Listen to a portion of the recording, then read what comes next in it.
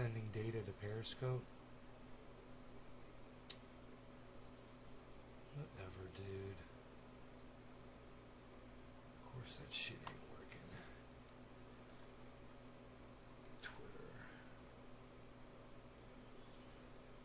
Hey, Kimberly, how's it going?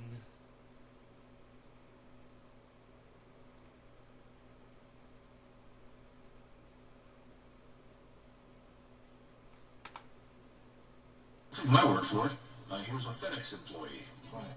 Hey, did you hear about this new policy where FedEx won't deliver packages to you, packages you paid for, based on your political beliefs? Don't take my word for it. Here's a FedEx employee. Fine, come on here and let all you know, if you don't have a flag in front of your house, and if you have a Joe Biden, Kamala, camel toe posted up in front of your house, Black Lives Matter, I will not deliver your shit. I will not deliver your shit. I will bring that back to the station. And I will keep delivering that shit. Really? If you can get a whiff that I support Biden or Black Lives Matter, or maybe even a pride flag, This guy's great. Deliver my package.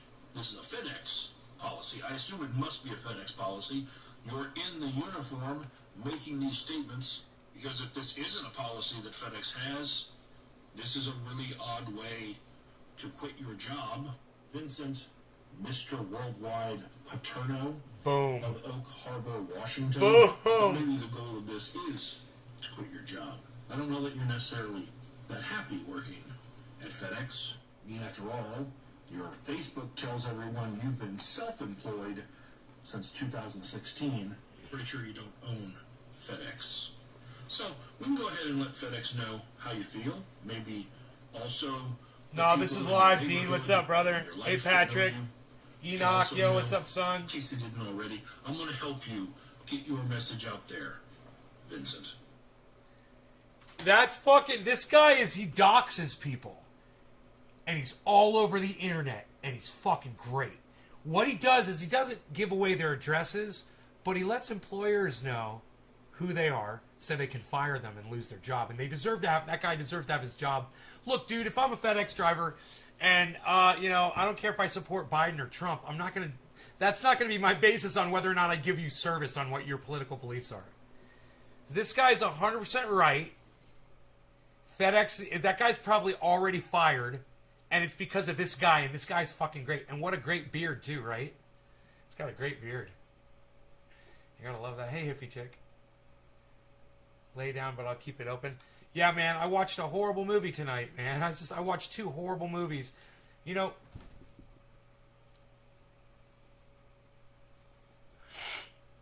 I don't know who writes these horrible fucking movies with these horrible endings, and they're just, they don't make sense. They give up, and just have the characters kill each other and have a stupid ending and blah blah blah. It's like you just didn't want to put any thought into the rest of your movie, did you? You thought you had a great concept, and you never really put any thought into how it was all gonna conclude. You're a horrible fucking author. You're a horrible writer. A movie isn't just a great idea, and some great characters and a plot. There's a lot more to it than that. An introduction, a body, some tension and drama, and some preferably, some kind of a resolution, closure, and, an ending. These cunts today don't know how to write movies, and I'd like to fucking throat punch them for ruining my movie experience. For me, it's more than an hour investment. I spend several days watching a movie sometimes because I break them up over, live podcasts or whatever. So I'll watch a half hour today, I'll watch a half hour the next day, I'll watch a half hour the next day, whatever. It's a pretty big investment in my time. And for these cunts to just not finish a movie ending properly, it really pisses me the fuck off. These motherfuckers are talentless today. And I'd like to tell the motherfucking writers and the directors and the people who produce these movies how fucking talentless I really think they are. To their faces. I like to say, hey, Hollywood, you suck my dick. Your fucking Netflix and your fucking, your Amazon Prime and your fucking Showtime and all your movies suck my dick. Your movies suck my dick. How's that?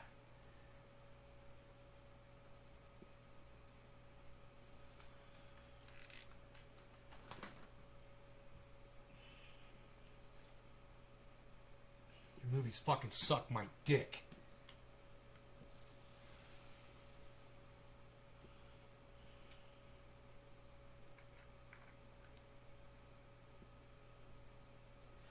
I'm just telling you, bro. I mean, they start out, they're good concept. I'm watching a movie. It's got a good concept. You know, I'm like, oh, this one looks like it's going to be science fiction and it's going to be jacked up and it's going to be fucked up and and it was. And I was really enjoying it. I was really getting into it, man.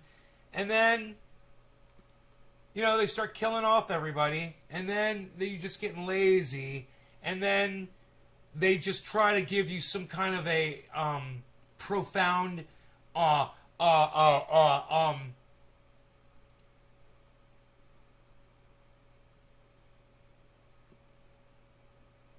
cloudy,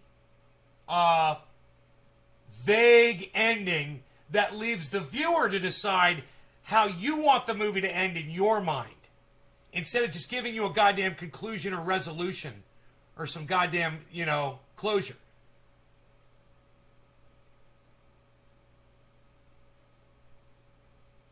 Yeah, and there's no reason to not have some kind of a mysterious ending. Okay? You could do that. That's fine. If you write it good. You know, if you do it correctly. This one was literally a cop-out. The movie I just saw was a cop-out, and both movies were cop-out endings. It was so fucked up. Both of them were just fucking stupid. Dude, one was called Palladium, I think. And the other one was called, here, let me get the names of the movies I just watched. So fucking bad, dude. They were so bad. Parallel was the other one. Great concept, but then you get about to the 20 minutes until the end and they just start fucking falling apart. The movie just falls apart. The last 20 minutes.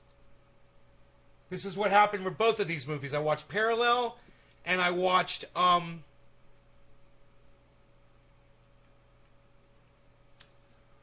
was that movie called I just watched? Where does it show my stuff here?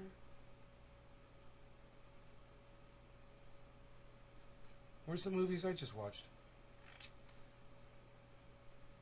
Purchases and rentals.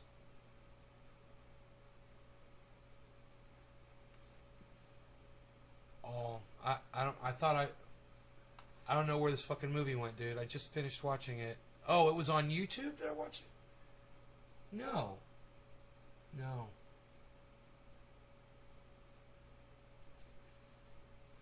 Where's it show the movies I've watched? Jesus fucking Christ, dude.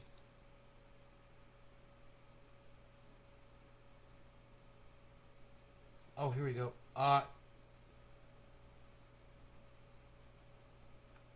Video purchases and rentals. It was a free movie, you know, so now I can't find the name of it. Watch list. No.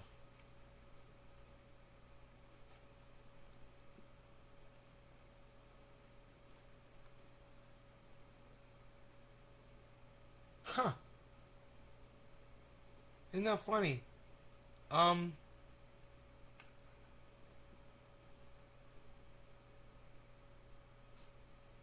Maybe it was on YouTube that I watched it? I don't think it was.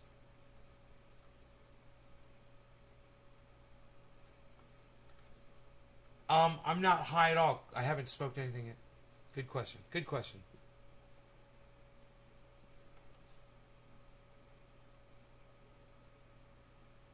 What?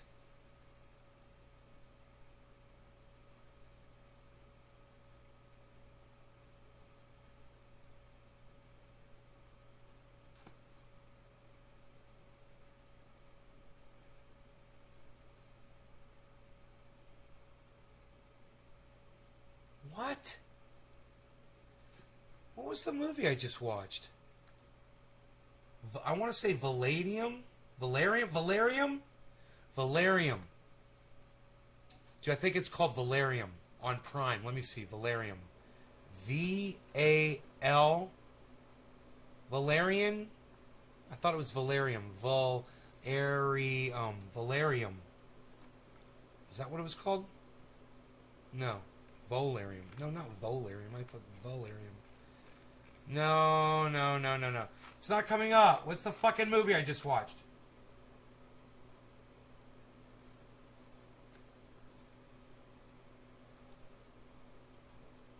Maybe it'll pop up.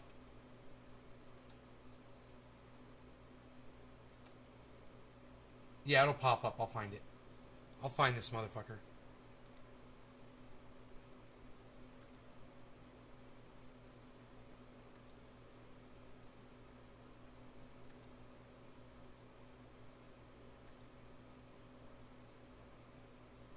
I can't believe I don't know the name of this movie.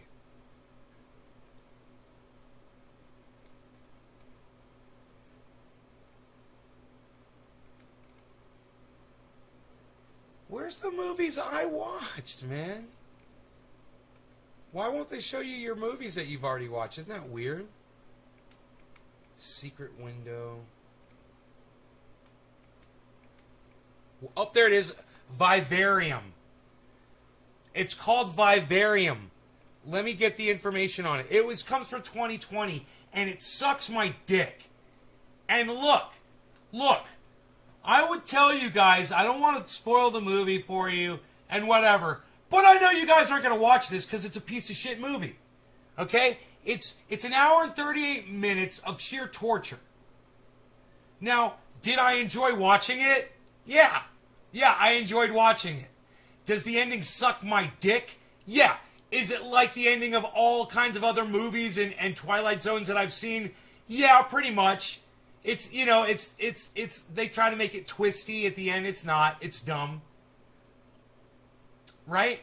So, who doesn't want to watch this movie? I bet all 8 of you don't. Can I go ahead and spoil it for all of you guys? Because it sucks my dick. This movie sucks so bad. You guys mind if I spoil it for you guys? This movie sucks so bad.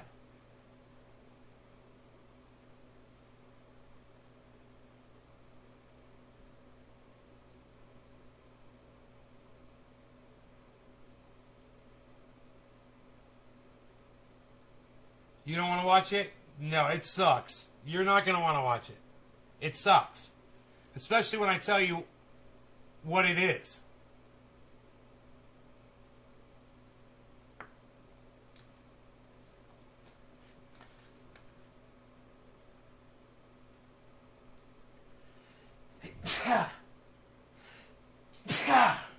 Man, that is great for sneezing. I love that.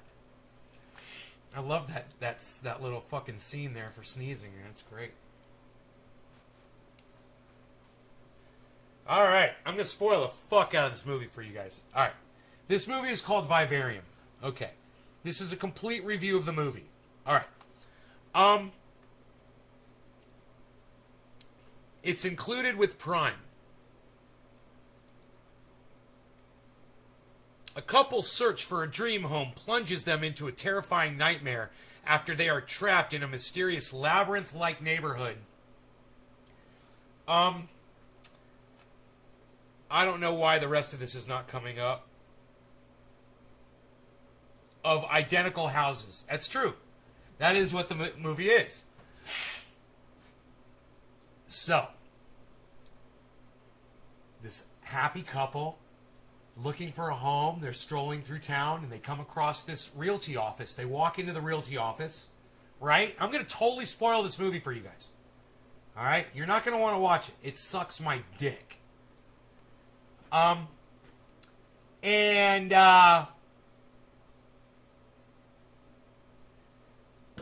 go in the realty office and the guy's like, yeah, we've got these homes, and they got all these little green houses and they're all the same. And there's like no models, it's all the same model, and there's like 20 of them and they're identical. And the couples are like, okay, yeah, so they're like, this is kind of funny, it's cheesy and weird. And the guy's like, no, these homes are perfect. These are the perfect homes.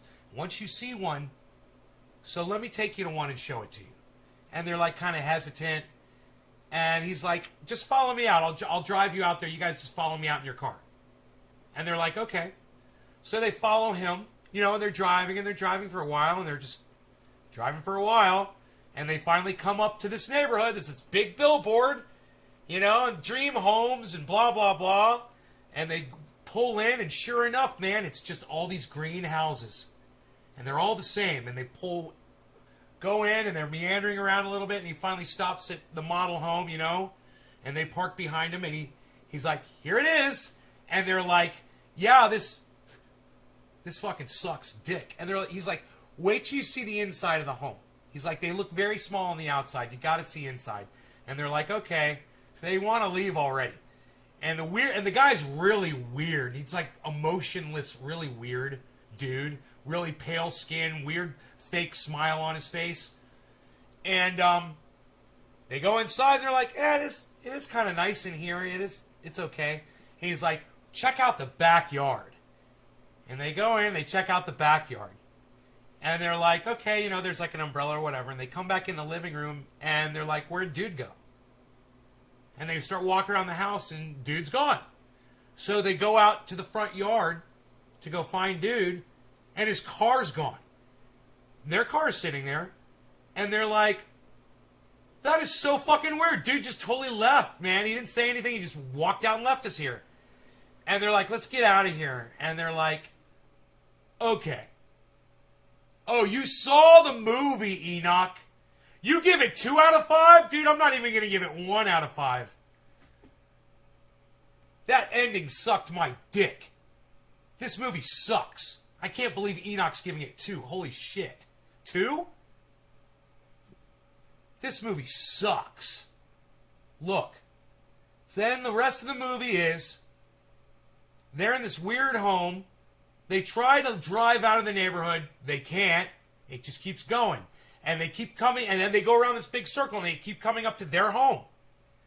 And it's the same house, and they can't get out. So they go into the house, and they start living there because they can't get out of the neighborhood.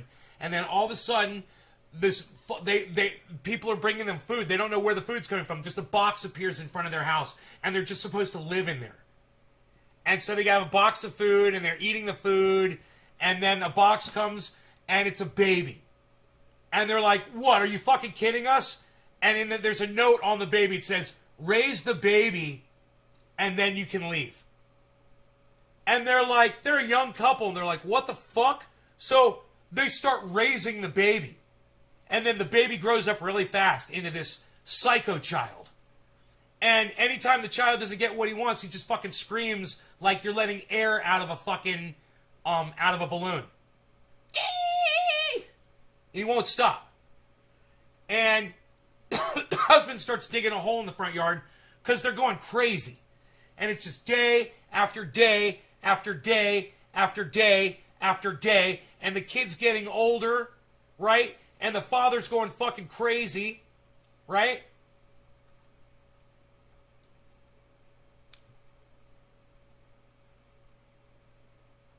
Father's going fucking crazy, losing his fucking mind. Right? And the kid gets up to a point to where he's watching the TV, and you turn on the TV, and it's just this weird distortion shit, patterns and shit. He seems to understand. He just sits there and stares at the TV, and he's getting older, right? Father's losing his mind. Mom starts losing her mind. And then the kid becomes an adult, right? And the father is digging this hole in the front yard, finally digs down so deep, and he finds a body. Like 13, 14 feet down. Finds a fucking body. Goes back up to tell his wife. Can't find his wife. She's out wandering the streets looking for the kid, who's an adult now, right? She comes across the husband who's dying. He's contracted some kind of a disease that you've never seen before. It's just weird. He's just slowly dying. And she's trying to save him, but he's dying. And then finally, he dies in the street with her, right? The kid comes, and he brings a box. He sets the box down. she's like, the body's right here, and she doesn't know what's in the box. She opens the box. It's a fucking body bag. So the kid takes the husband, zips him up in the body bag, and just throws him down the hole that the husband spent the whole movie digging. Just leaves his body down there, right? So now she is like trying to, keep it together with the husband dead. And the kid is still driving her fucking crazy. Now he's an adult and he's got her petrified. And she's basically just scared to death. And then she fucking dies. Right? And then he fucking zips her up into a fucking plastic bag. And throws her on top of him. And then buries them in the front yard. And then the front yard magically heals in 3 seconds. The grass grows over. Right? Oh, wait. There was this one part where before she dies, after he zips up the father and throws him down the hole, she takes a pickaxe and attacks the kid. Hits him right in the middle of the fucking head with a pickaxe. Right? He starts screaming and freaking out and bleeding a little bit, and he gets on all fours like fucking The Thing. Alien shit. And on all fours, he starts scrambling across the ground, and he runs up to the sidewalk, and he picks up the sidewalk like a trap door. Just picks up the whole goddamn curb, grass, sidewalk, and all, and there's a doorway down there. So she takes the pickaxe, and she throws it in that little lump there where he had gone in and scampered down, and she looked down in there and he scampered down. He's all freaking out, and he scampered down this door and disappeared, and she falls down the hole after him and realizes there's all these weird dimensions down there under, her husband was trying to dig a hole to see what was down there. Well, sure enough, there were all these dimensions. It was like hell, and there were all these weird dimensions, and she was there older and with another kid, and then she sinks into another dimension, and she sinks into another dimension, and then boom, she finally sinks back into her dimension. And then she dies, and then the kid zips her up, puts her in the plastic bag, throws her in the ground, buries her, the ground heals itself, and then the kid, end of the movie, he gets in their car, which wasn't working anymore. Their car stopped, their car died, right? He's got a gas can. He puts fucking the gas can in the back of the car. He obviously gassed it up, fires up the car, and drives off right back into town where the other guy was. The guy, the original, the realty agent guy, right? The pale-looking guy with the weird emotion, like weird smile on his face. And he's there like this. And he's all pale-looking, and he's like, you can tell he's about to die. And his name, he's got his name tag on. It's like Ryan or something. And the dying guy, he takes the name tag off himself and gives it to the kid that comes in. And then that guy just dies as soon as he puts the new name tag on. And then the kid goes to the drawer behind him, opens up the drawer. There's another plastic body bag, a vacuum seal body bag. Throws the guy in there, vacuum seals him. Rolls him up like a fucking jelly roll, like a burrito, in the bag. You can just hear him crunching him up, rolls him up into this little roll, and just sticks him in the drawer, and then sits back in the chair, and then a new couple comes into the realty office looking at the little green homes, and that's the end of the fucking movie, and it sucks my dick. And that is the whole fucking movie. There is nothing to it. It's a long movie. It's an hour and 40 minutes of just torture. It's a snuff film. You get to watch a beautiful, cute little couple die. Slowly. It's horrible. It's depressing. And then they die. You get they're not bad people. They don't deserve this. They've done nothing to nobody. But they're just innocent victims in what seems to be like a hell that's maybe Satan's little gallery where he fucks with humans with or something. So stupid. No, Enoch, that was her, bro. I thought that was her. older. Like she had grown older in another dimension. I'm pretty sure I thought that was supposed to be her. I mean, it looked like her. It just had darker hair, but I don't know. Maybe you're right. Maybe they're totally different people. Yeah, it could have been different people. My point is this. None of that mattered, did it? None of that shit mattered down there, did it? Why were they going to hell? Why were these two young kids going to hell? For going and looking for a home? You know? What a waste of my fucking time. I was thinking there was going to be some profound, introspective learning experience or some beautiful moment at the end of that movie where it all was going to make sense. It all was going to come together. Dude, I could have written a better ending than that fucking movie. You know? I kept thinking that she was going to go into another dimension and he was going to be there and she was going to find him, or, you know, the kid was going to turn out to be more than just the next fucking salesman. I don't know, man. The movie sucked my dick. You'll get absolutely no enjoyment out of it whatsoever. I saw another movie just as bad. It's called Reflection, I think. And it sucks my dick. Okay, so this is about 4 kids. And 2 of them are trying to sell a software, a mapping, like a Waves device that you can, you know, park your car where you can park, you know. And they get beat out by one of their ex-employees who offers to do the job for quicker and cheaper. And they're devastated. And look, the reason I'm going to tell you about this movie and ruin it for you too is because it's not worth watching. Did I enjoy it while I sat there and watched the movie? Yeah. But the ending ruined it. The ending of this movie totally ruins it. So I'm going to go ahead and I'm going to spoil this movie for you too. Okay? It's called Reflection. And it sucks my dick. And I'm going to tell you why. Because they actually build up a story around 4 people, around these 4 characters, and they've all got their own thing going on, and you get attached to them, and then they just start fucking killing them and fucking them up, and, you know, pitting them against each other, you know, like an island type thing, or, you know, and it gets really ugly, and all human nature, all the worst parts of human nature are exposed.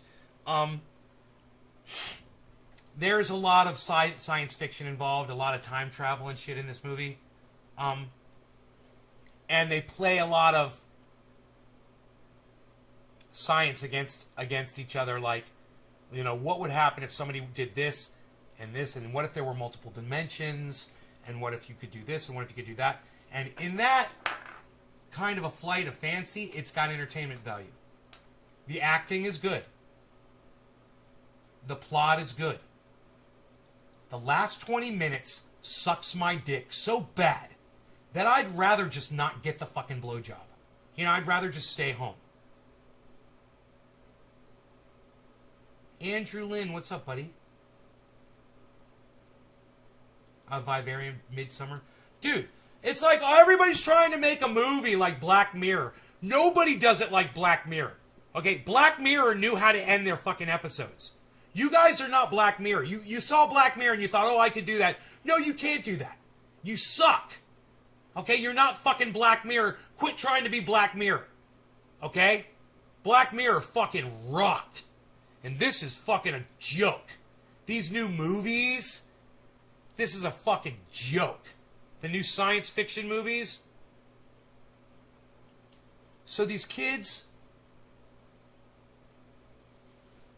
doing their thing, they discover a mirror. Funny, right? And the mirror allows them to travel through different dimensions, to see themselves in different dimensions, right? Based out of this home where the mirror is, somebody already had access to it and used the shit out of it. Had a whole system and everything. Well, they stumbled across the diaries and they started figuring it all out and they did the research. And that part of the movie is enjoyable. I think you might like that part of the movie. But I gotta tell you about this fucking ending because it's so bad that the motherfuckers that made this movie deserve to have their shit movie fucking spoiled. So this is what I'm going to do. I'm going to go ahead and tell you, if you want to see the movie, if this sounds like the movie that you want to watch, go ahead and leave right now. I'm about to spoil this motherfucker. I'm about to blow this motherfucker wide open. You only got about 10 seconds to leave.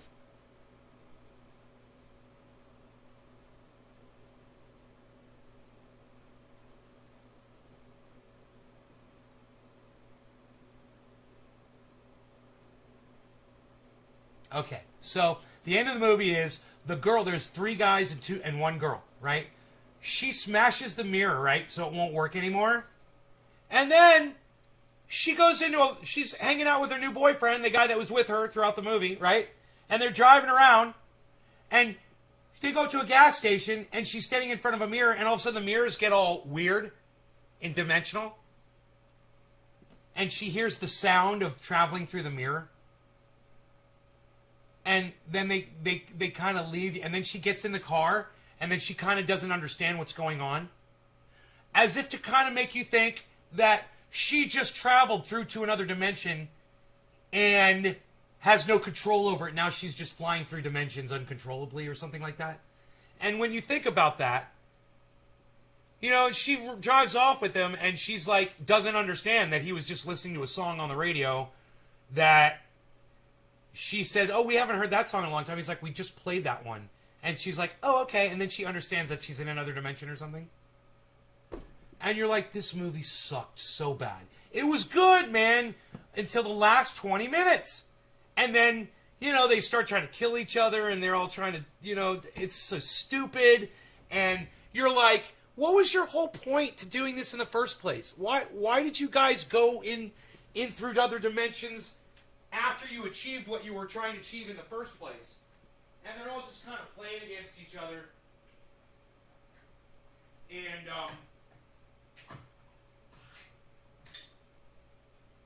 it's basically about greed and distrust and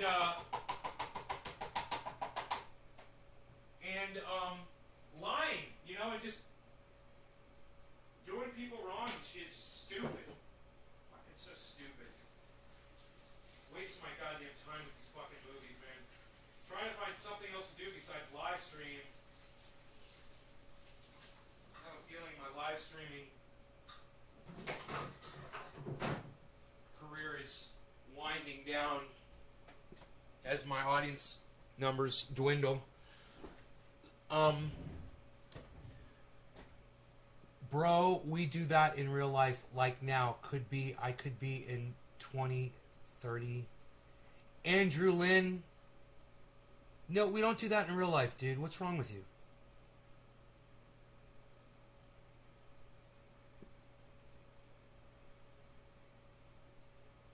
You saw that movie, Reflection? Yeah, it sucks.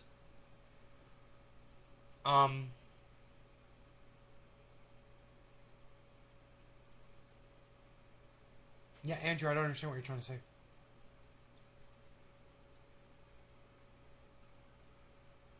We do what in real life? I could be in 2030. What?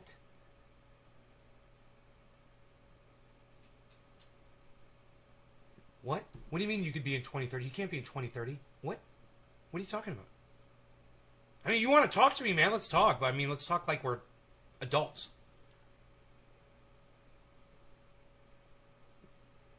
Can we do that? Can we smoke cannabis and still act like adults, or is that cool? Or do we have to act like children? I mean, I can smoke. You don't owe me an apology. I'm just asking you. I'm just asking for clarification.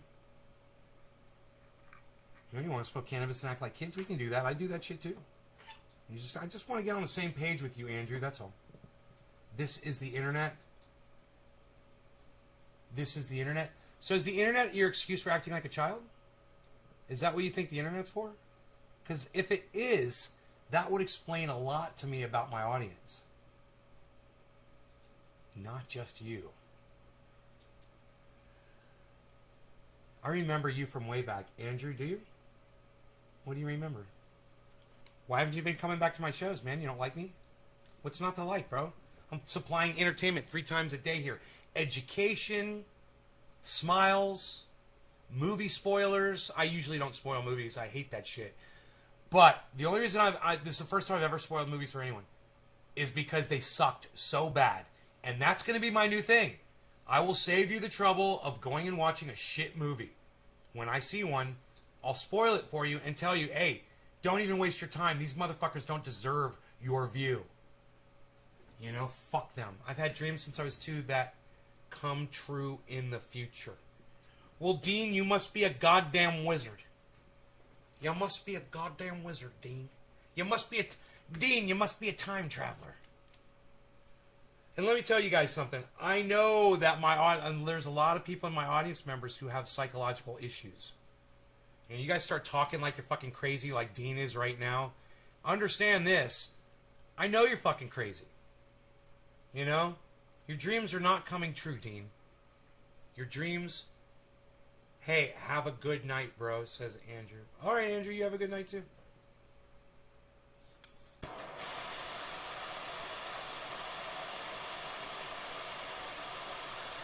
Project Almanac. Dude, I'm high.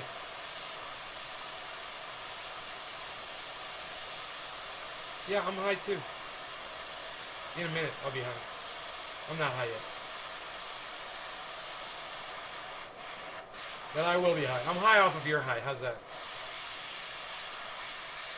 Alright, no law regarding cannabis. Cannabis isn't just for all. Cheers, everybody.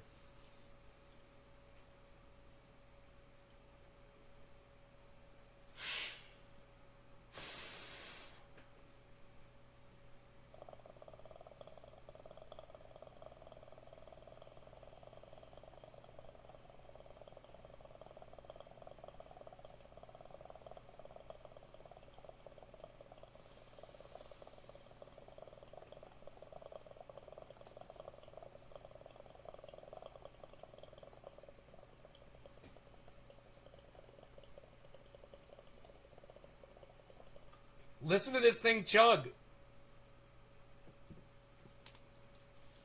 Oh, did we lose Andrew Lynn?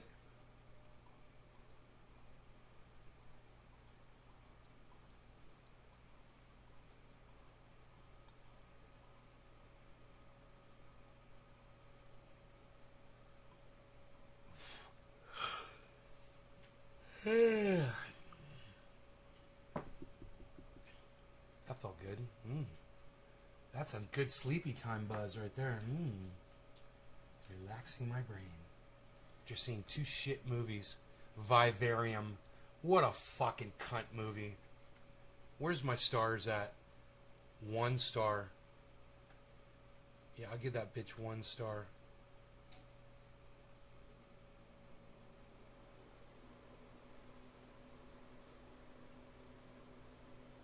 I'm going to make a movie of this. I'm going to make a sequel to this movie, and it's just going to be black screen for 90 minutes, somebody said.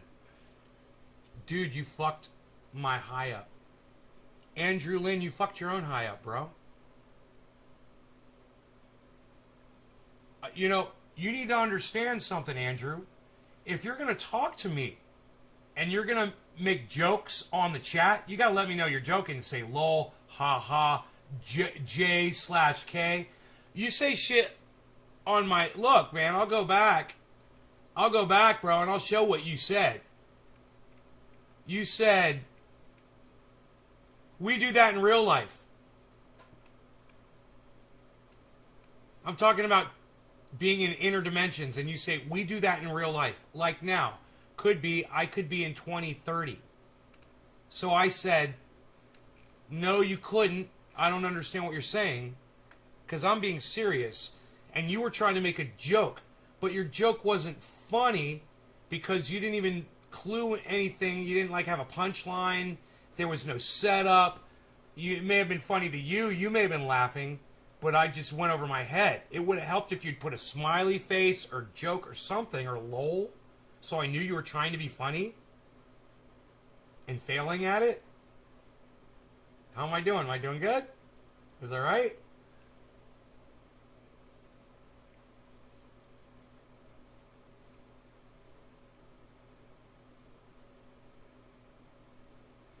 Okay, Dean, you dreamed when you were a child of places that you've gone to now. Yes, I don't know, man. If you really believe that, bro,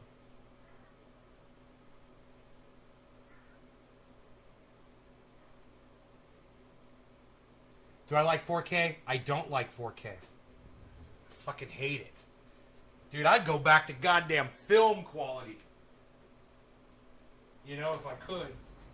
Like the goddamn Godfather shit. You know?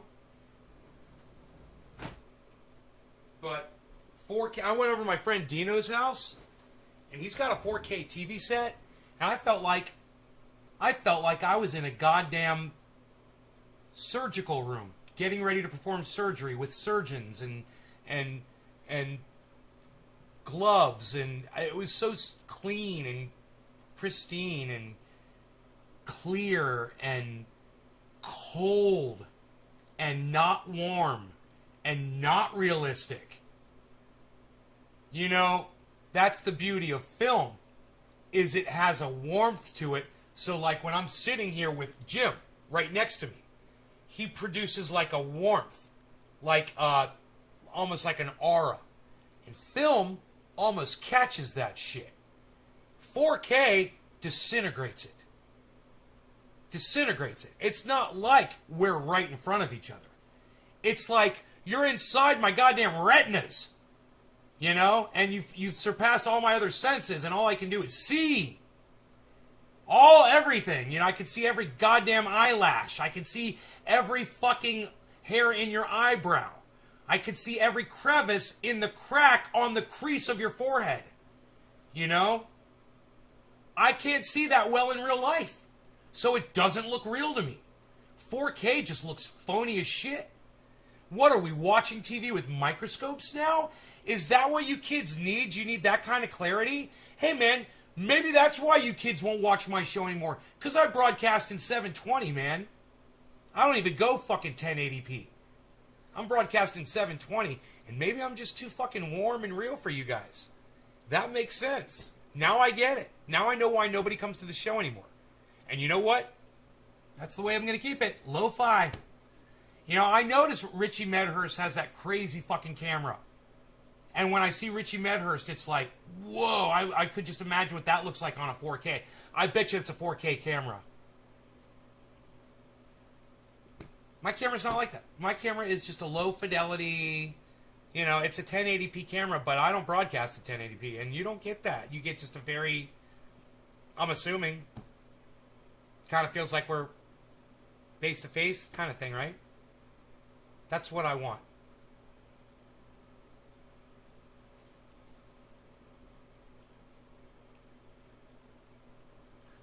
This guy says, I wish I could give 0 stars. No shit, man. That was a great review.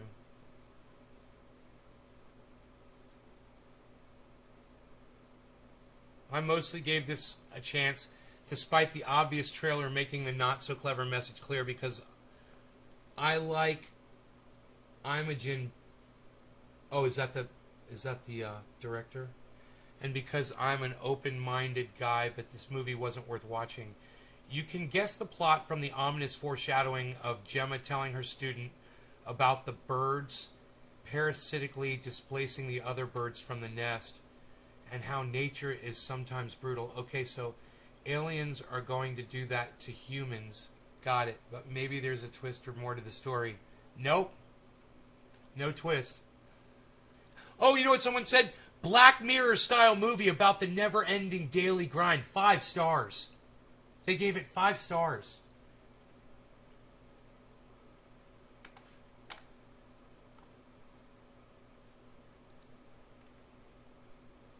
$4K is exactly how I explain it, right? 30 years ago, I went to a beach off of Highway 1, and I felt there was something under me. Dug in the sand and found human skeletons.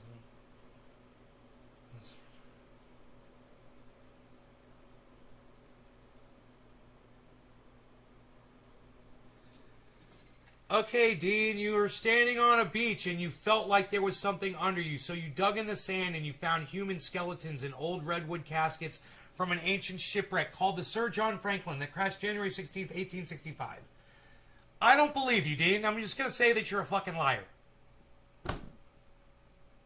How could I be so lucky to have the discoverer of the old 1865 John Franklin crash from January 16th, 1865 as an audience member, dude. I've got 11 audience members, Dean. Do you really think I'm going to believe you, dude?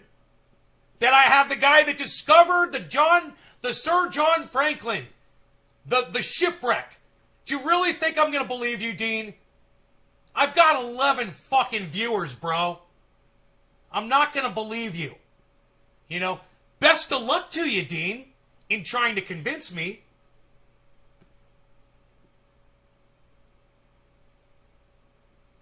Yeah, okay, the state of California returned them 4 years later. 4 years from what? I thought you found them. How'd the state of California get them? Dean. Come on, buddy. How do you expect me to fucking believe this fucking story?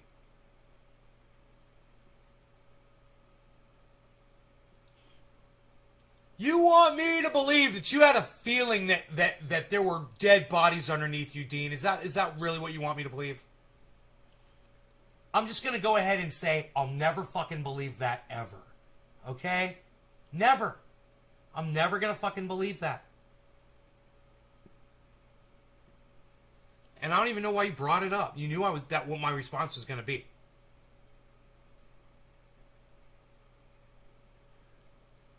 Oh, the archaeologists that were summoned after you discovered the bones in the sand on the beach where you were standing, and you just decided to start digging in the spot where you felt the ghosts of the ancient pirates talking to you. Right? Right, Dean? Yeah, you got the pictures. So, you showed up at an archaeological dig and you're trying to take credit for it. Right, Dean? Anybody can do that, bro. I don't believe you. I say you're a fucking liar, bro. I don't care if you have pictures. I'm calling you a fucking liar. I don't believe you, man. Deal with that. I don't believe you. And I'm calling you a fucking liar. God damn it, bro. I've literally got 10 viewers, bro. You really think that I've got some guy that can discover bones under his feet for walking across a beach? You really think I believe you, Dean? God. I have a feeling you've been blocked on my live stream before. Am I correct about that, Dean? Dean, have you been blocked before?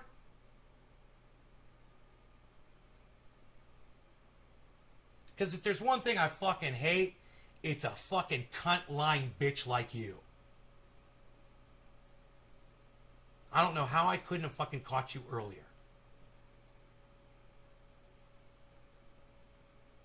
So sad when somebody... I mean, I know our lives suck, people. It sucks.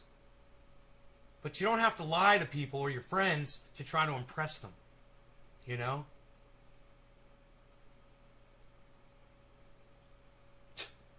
Dean, everybody look at what Dean said. I found stuff from Indians when I was 15, Sonora near Columbia. Yeah, bro, you think you're the only person that's ever found artifacts?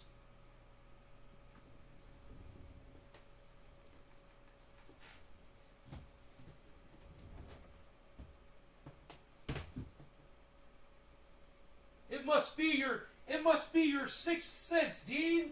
You must have special powers, Dean. Yeah, you are fucking lying. You're a lying cunt, Dean. You are fucking lying. You're a fucking lying cunt.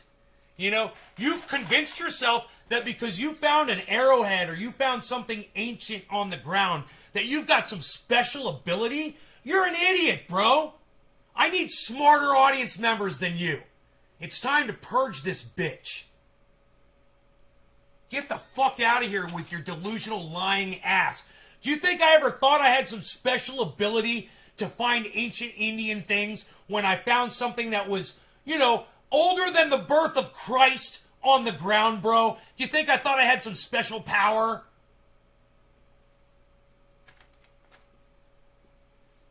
Yeah, so Dean, so I Google Sir John Franklin and State of California, and Dean Shepler, the guy that discovers it, pops up on the Google search? Is that what's going to happen? Is that what's going to happen, Dean?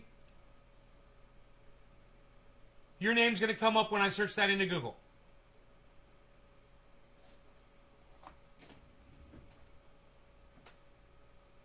Is that what's going to happen? You're the one that discovered it. It's going to be in the article that you said you had a feeling that you were standing on top of bones. So you just started digging. And then, lo and behold, 3 inches down. How far did you have to dig, Dean? You didn't say you have a special power? You're a fucking cunt liar. Because you know what I'm going to do to you, Dean, you motherfucking cunt liar?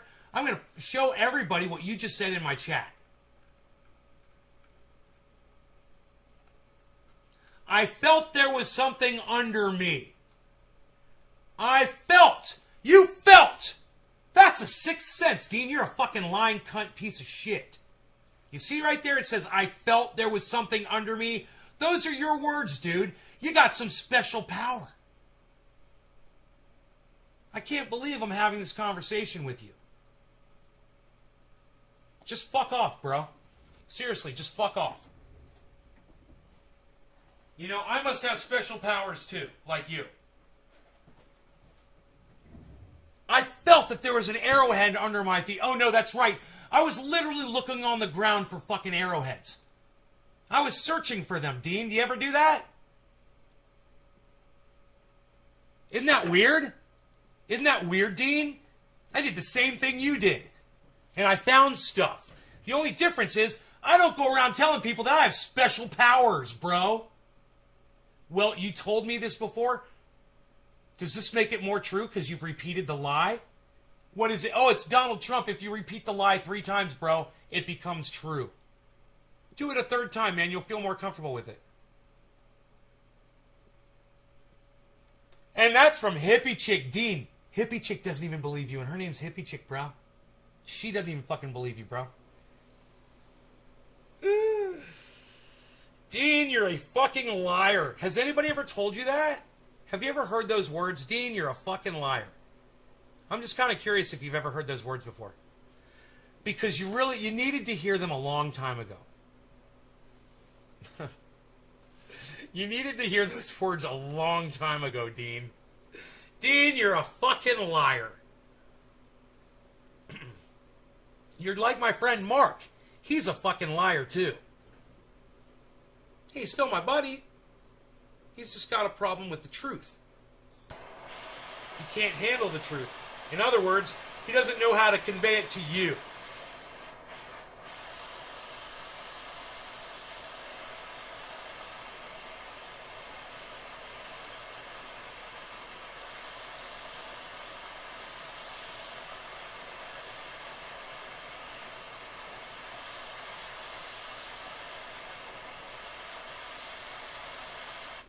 Right, you dug up beads from Indians and pieces of abalone traded by coastal Indians.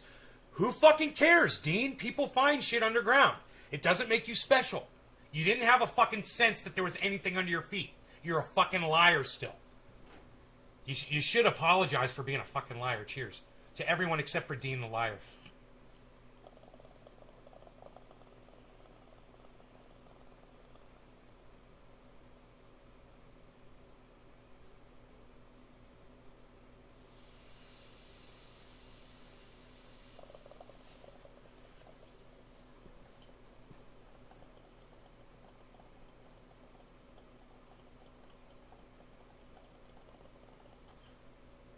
I like how he says coastal Indians, like that makes it special.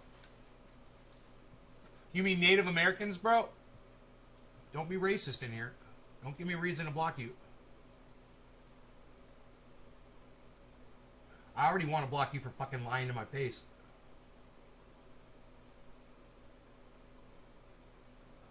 Alright, Dean, let's just Google your bullshit. Let's just find out. I'm sure your name's going to pop right up. Right, Dean? Alright, let's find out. Let's Google you, buddy. I'll give you the benefit of the Google. How's that? I can Google Sir John Franklin in state of California.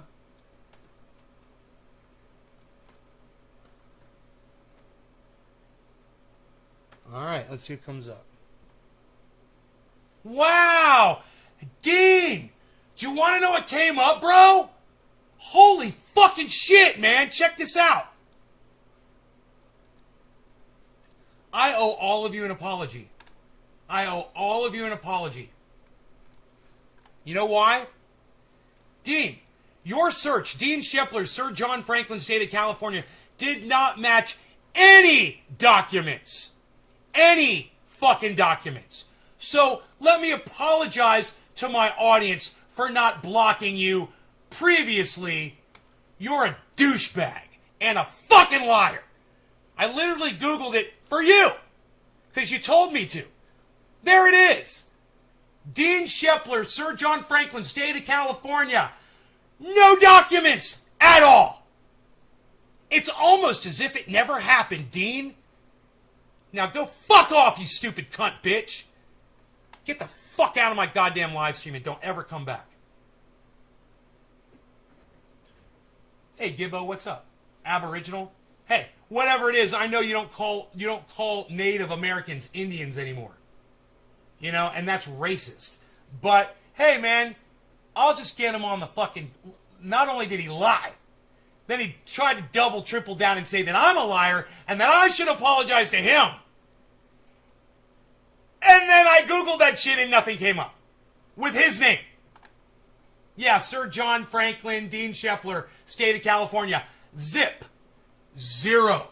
Nothing. I Googled what he told me to Google. Since, you know, he knew, obviously, what to tell me to Google, right? God, I wish I had coffee. It's way too late for that, isn't it?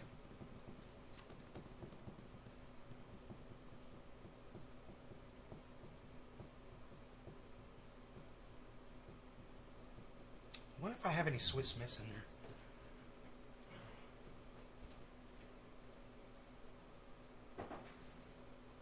Oh my God, I do. Oh my God, I do.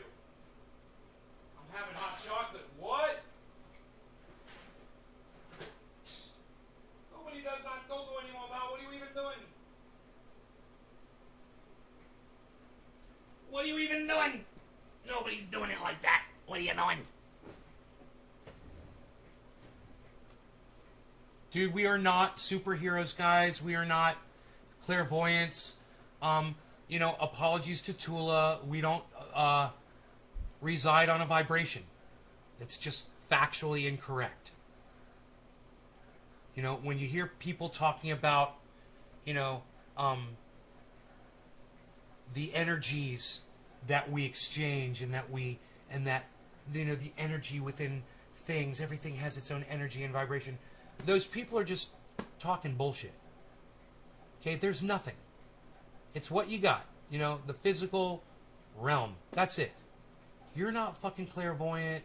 You're not fucking ESP in anything.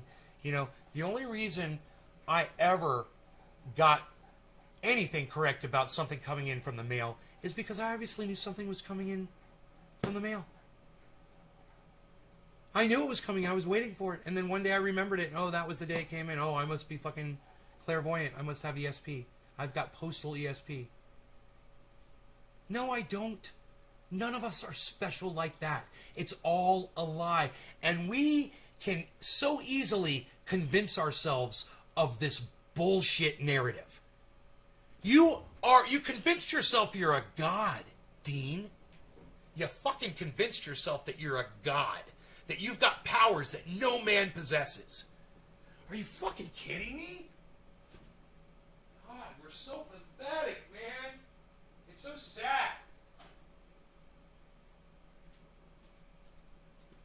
Because our lives suck. You know, and finding something ancient on the ground from, you know, 1,000 years ago or 5,000 years ago is a thrill. It's basically all we got. And that in itself is thrilling. And it's too bad Dean couldn't have just stuck with that.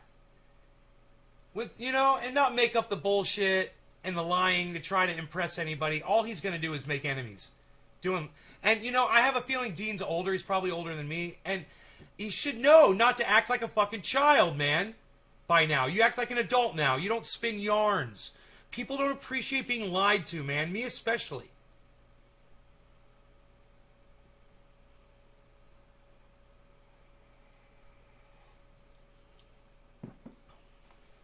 movie sucked my dick. This person's a fucking liar.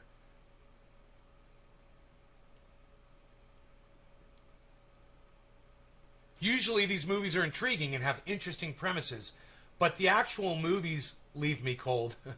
They're always missing something. Exactly. This person says it very well. They gave this movie 3 stars out of 5, too. The usual argument is that you need to dig deeper to truly get something out of it. However, I strongly believe that what is on the surface needs to be just as fulfilling as what's underneath. Someone gave it 2 stars, said meh. They said it could have been good, but unfortunately it was anticlimactic. Oh yeah, there was no climax. The climax was her going through the dimensions, you know. You could guess the ending pretty early on. I was hoping there'd be some explanation, but it never came. Spoilers, kind of. ...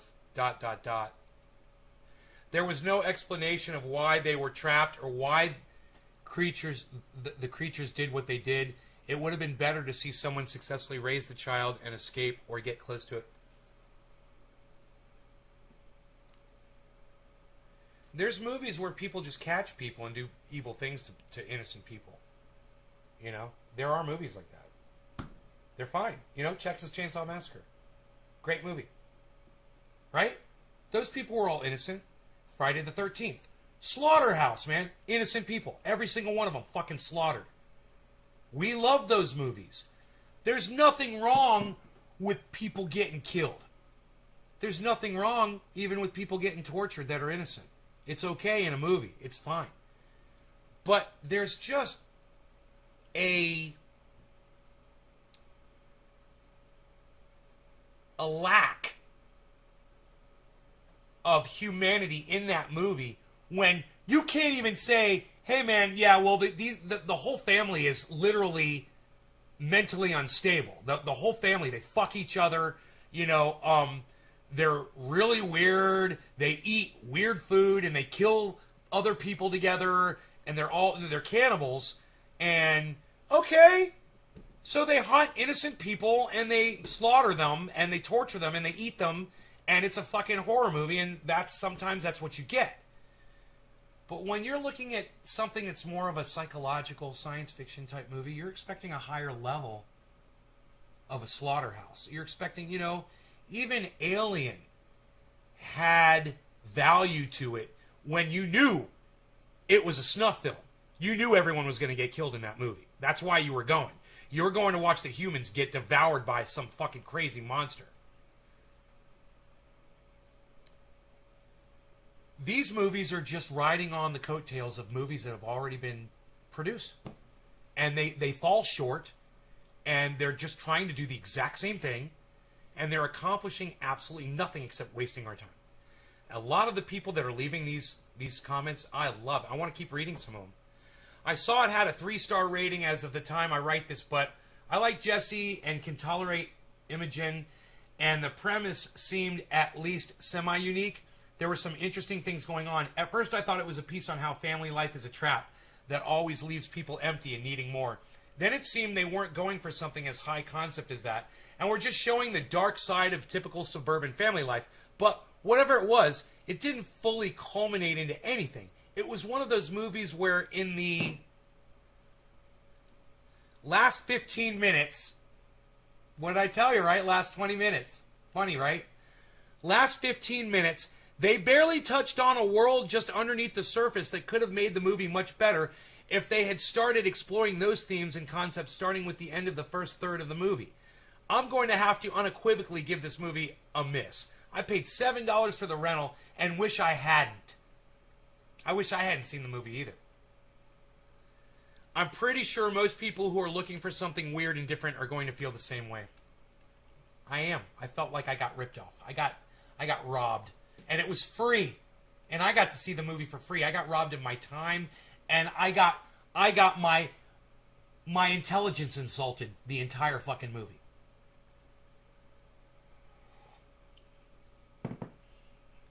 You know?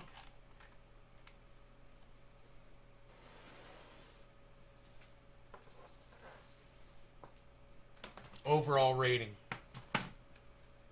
1 star.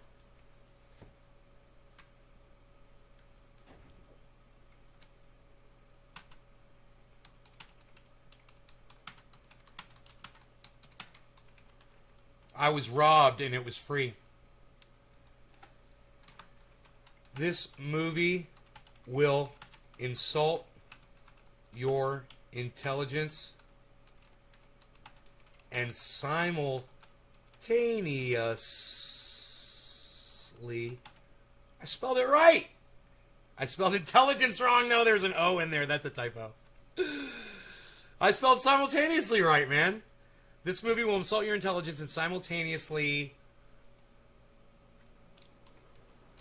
waste your time while leaving an awful taste in your mouth. A must miss.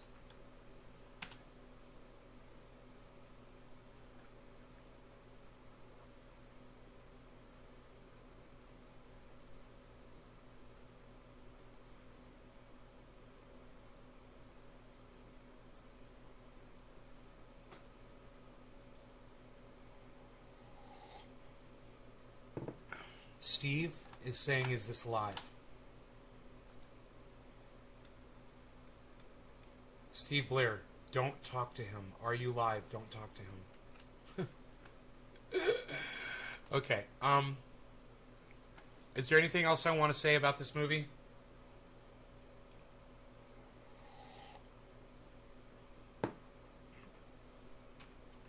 This movie wishes it could be a Black Mirror episode.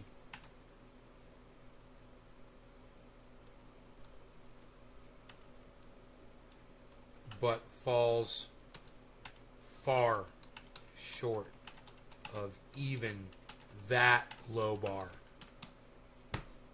I should write movie reviews.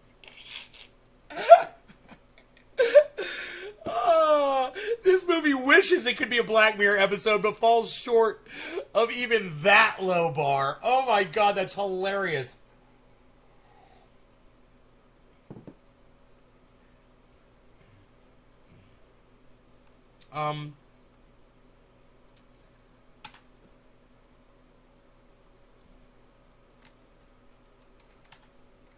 I would say it had a good plot, good acting, and cool effects. But the complete lack of ability to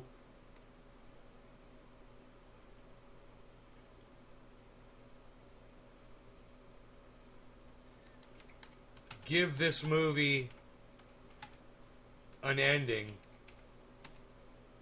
worth watching prevents me from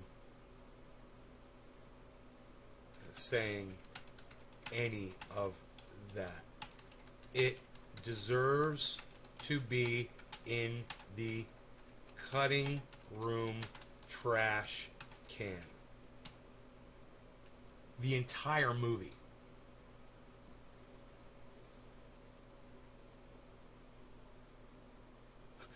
This is a great review. Listen to this. Listen to this pan. I was robbed and it was free. This movie will insult your intelligence and simultaneously waste your time while leaving an awful taste in your mouths. A must miss.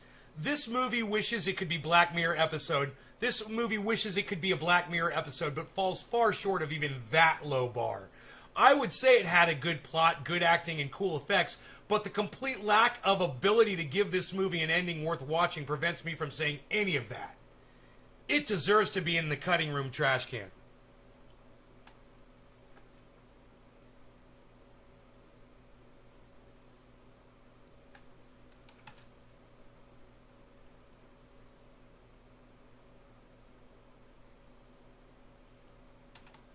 $0 stars, folks.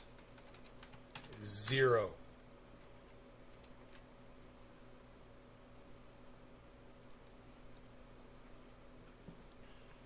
Review submitted. I want to read some more of those reviews, man. They're very entertaining. This fucking hot chocolate. Boom! Late night hot chocolate. I'm loving it! I'm back, baby! Hey, where are the goddamn reviews? What happened?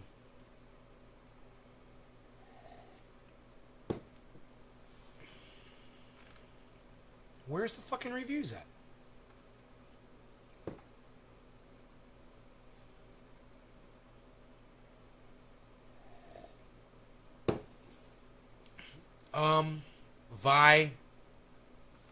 Vivarium. I gotta type it in. Their fucking website sucks. Vivarium. Imogen Poots. Is that the guy's name? Imogen Poots? Jesse. Oh no, that's her name, I guess. Jesse Eisenberg? No. His name's Jesse Eisenberg. Imogen Poots. Who's that?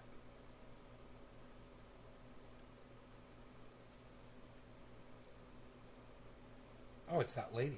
What a horrible name. What a horrible name.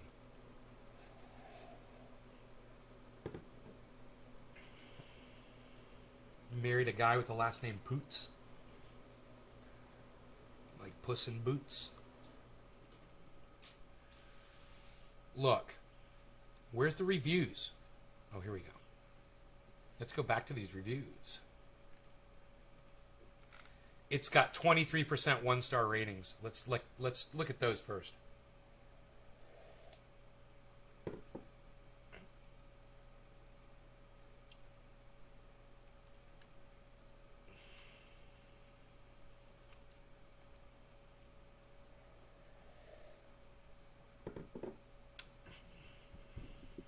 Maybe there's a twist or more to the story. Nope, that's it. But the sci-fi plot seems to play second fiddle to the heavy-handed real message that the suburbs suck and its residents' lives don't matter. All the cliches are there. The alien prison realm the couple get trapped in has ridiculously identical houses. The baby they're given and told to raise deepens their imprisonment and diminishes their lives. The man's job of obsessively digging a hole in the front lawn in the vague hope it will lead somewhere just turns out, of course, to be his own grave. And hers. It's like his white whale, you know? And that of others who came before him, just like middle-class American or British suburban men who spend decades slaving away at pointless jobs, neglecting their families, only to retire and die. Because only Hollywood careers and maybe those of other artists matter. You see, not whatever those boring dudes in the rest of society spend their lives doing. The writer also apparently hates the nuclear family and can't imagine why anyone would get fulfillment out of raising kids. Most of these idiots know little or nothing about the suburbs. In real life, suburban houses have more individuality than urban apartments do. They're usually each a different shape. If you want monotony, the aliens should have made them like New York City apartments, which look the same from the outside at least. The windows all alike, the doors all the same. This person is so fucking got it so wrong. Trust me, there's plenty of neighborhoods out there with houses that look the same. You fucking idiot. Yeah, this is slanted like a fuck.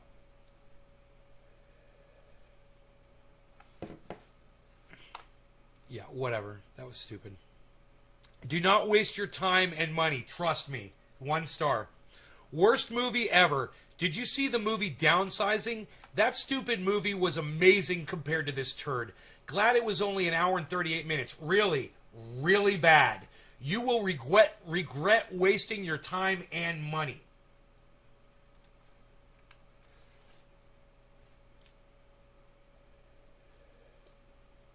If worstists is a word, right? If worstists was a word, that's it right there. The worstists. This movie really has no direction. A couple goes looking for a house and can't leave. There's a million different explanations about the movie and the symbolism behind it. But in reality, it's just pointless. The kid is annoying throughout the movie and goes woof, woof, woof. Everyone dies in the end. I just saved you time and money. I love these people, man. Dude, do you guys think these reviews are fucking hilarious? Oh my God. Here, 1 star, waste of time. Sarah N says, I actually yelled out loud at the end of this movie because it went nowhere. It leaves you hanging, but not in a gripping thriller kind of way. The whole story moves slow and leads you to believe it's building up to a revealing or exciting ending, but it just stops. Lame. No point whatsoever. 1 star, says Galaka Bernal. I went in thinking, cool, a quirky sci-fi movie with actors I like. So did I. I was like, oh, this is going to be fun. I like these actors. This is going to be fun, right? By the middle of the movie, I was sick and uncomfortable, and by the end, I was sick and uncomfortable. There was no allegory I could think of. It was a complete waste of money. Do not waste yours. Donna T says, miserable. The most bleak movie I've ever watched. If you want to feel the most depressed and existential you've ever been in your life, watch this movie. If you keep some shred of happiness and sanity, do not watch this movie. The plot went nowhere. There was no reason, no remorse, just endless misery. 0 out of 10. Save your money. Watch something else. 1 star, says Kilrath. Complete trash. There were 1,000 ways this could have been good, but failed to do so. Nothing explained at all. I also think that was the point, as the creators themselves have no idea why they were allowed to produce such garbage. I said it belonged in the garbage can, right? I love these people. Ian K says, the horror. I want my 2 hours back. 1 star. What a horrible movie. It could be classified as horror, but it's so ultimately pointless. There's nothing to recommend this movie. Bad acting by actors that can do better. A pointless plot like a really bad acid trip. This is the movie definition of nihilism. The only thing that gets you through the boredom is wondering if anything will finally happen. Like everything in this movie, this hope is disappointed. Save your money and save your time. Go watch something else. Anything else.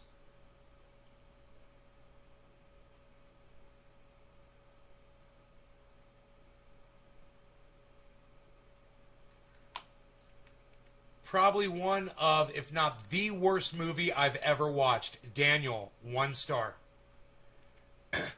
Like a lot of movies of this genre, it presents a lot of elements that are intriguing and beguiling. However, unlike most other movies that actually try and succeed at meaning something, this one doesn't. It's a whole lot of trauma and drama for a little, but zero payout. I mean, nothing. Zip.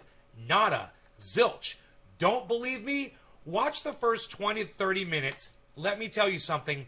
Just like the characters, this plot doesn't move from that position all the way through. That's true.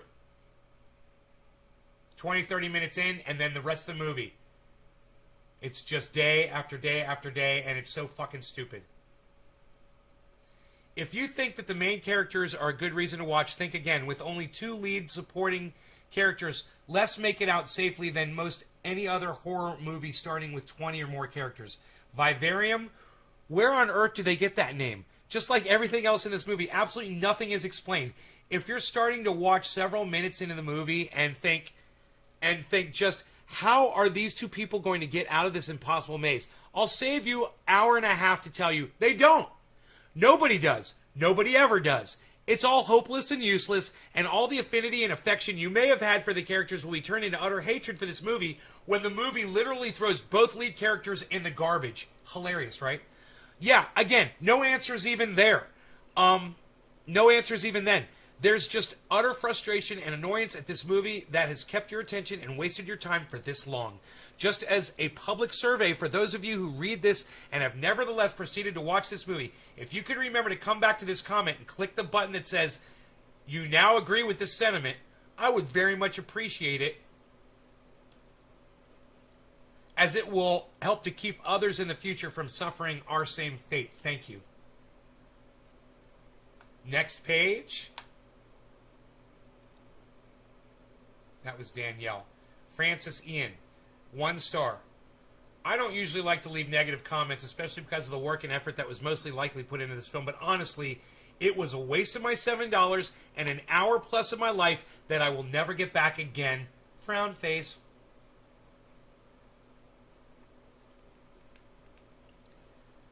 This guy's name is Len Stoner. It says, 1 star, it's all crap. Another sci-fi movie done by people who thought they could create something artistic and get accepted by stupid film carnivals as a Picasso. More like a Homer Simpson. The original Twilight Zone could have taken this piece of dreck and created a 24-minute classic, that's true. This thing just drones on and on with no real ending or explanation. Oh, you can assume they're aliens and you can assume some crazy theory of what's going on, like an abstract painting, but this isn't why I watch movies. I expect them to tell an interesting story with a satisfying and coherent ending, but if you like doing the writer's work and coming up with your own ending like stupid religion, then go for it. Shadow Gray gives it 1 star and says, a mystery box remains unopened. This is a long review. Holy shit. The opening nature shot of a cuckoo displacing other birds smashes the viewer over the head with symbolism. Remember when a person had to examine content to find meaning? Not here. You should see what's happening from 10 miles away. Yeah, dude, the opening scene is so fucking stupid and weird. And you're just like, oh, man. And there's no symbolism at all. It's just like, yeah, this is what you're about to see happen to people.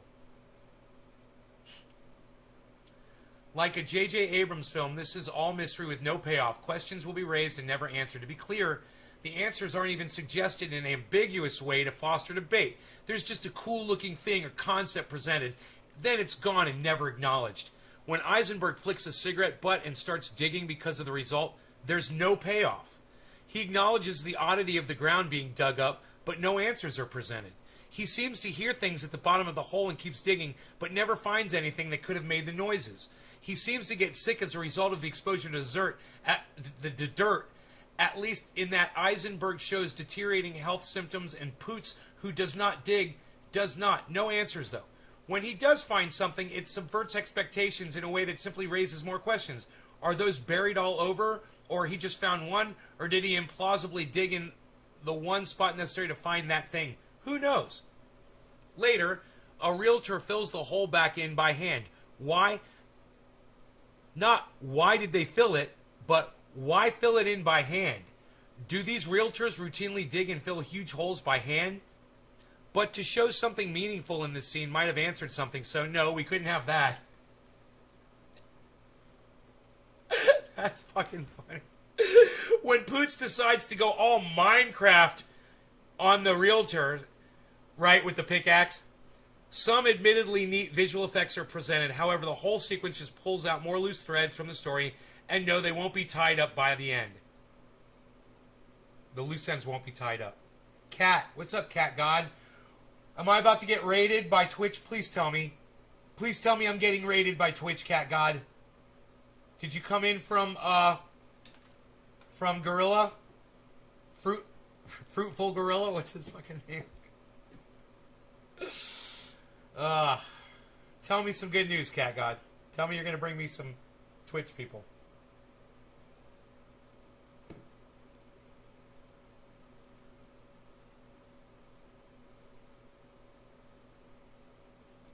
I have a question. Are you good at slide into people DM? I don't know what any of that means, Cat God. That does not make sense to me at all. Those words don't, fit in order for some reason. You're going to have to try to phrase that differently.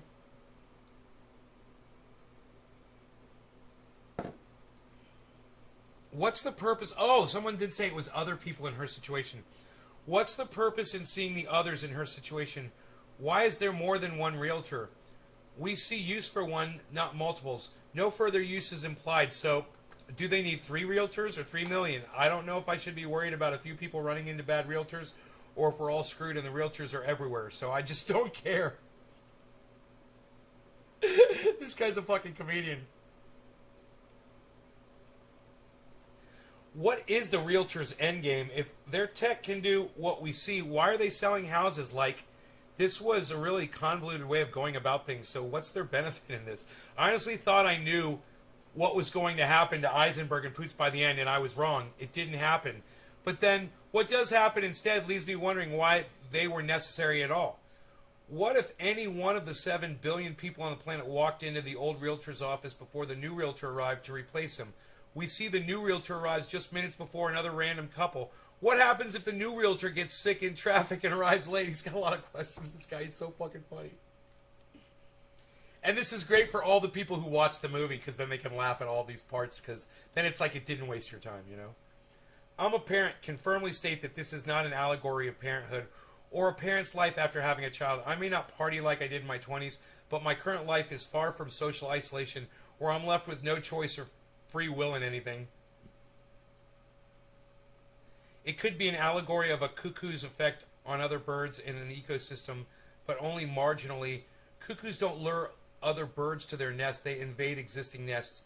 The opposite happens here in that the cuckoo has lured parents. But this trick works on birds because they're birds. I have to believe the characters would be able to see through a trick that works on birds, but the plot requires that they go along with everything, so they do. And I died a little inside watching it. Every time you get to the end of his statement, you're just cracking up. I died a little inside watching it. Alright. The original 80s Total Recall had an ambiguous ending that could be debated. It presented info, answered questions from multiple angles, and then left it to the viewer to find the truth in all the contradictory answers. Here, though, questions with no hints of anything behind them. You might as well assume that the antagonist of this film is the Tooth Fairy, your grandmother, or space Nazis, because the film presents no hints or an answer to anything. So,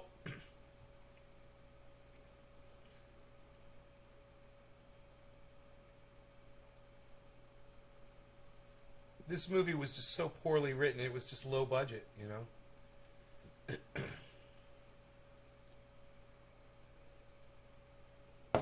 Roxy says,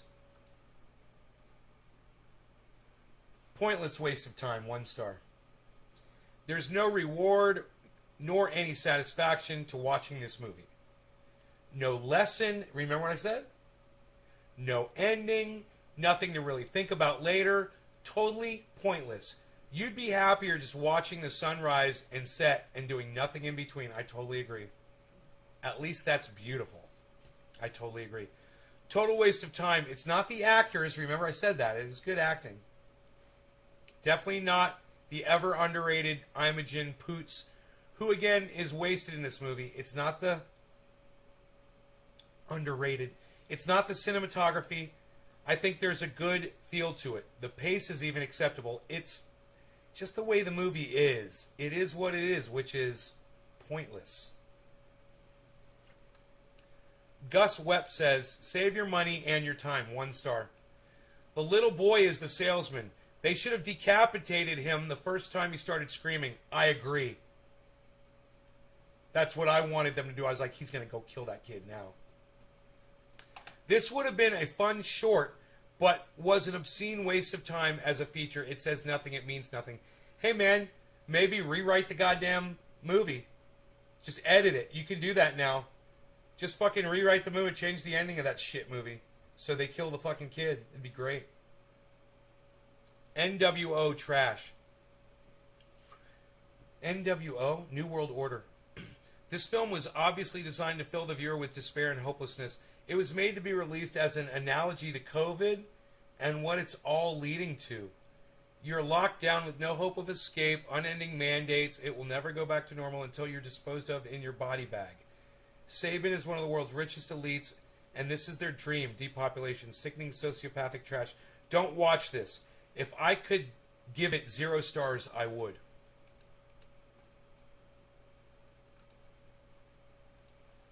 That was L. Seymour. This is Kira S. Kira S. says, another millennials afraid to adult movie.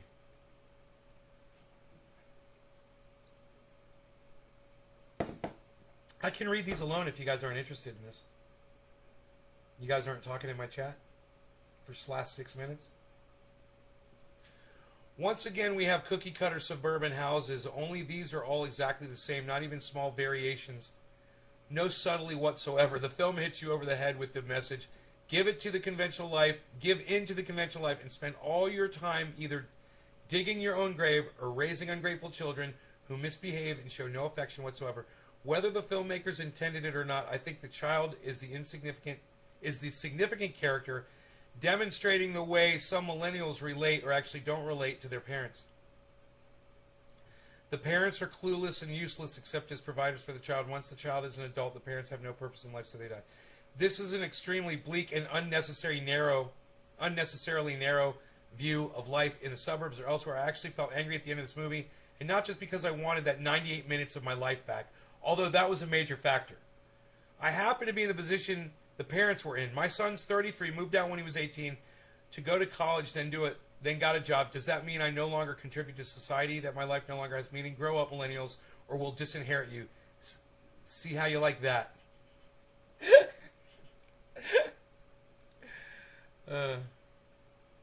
Steven, are these modern movies? Yeah, this is a 2020 movie, bro. This one was called Valerium, and it sucks. I just finished it tonight, and it sucks.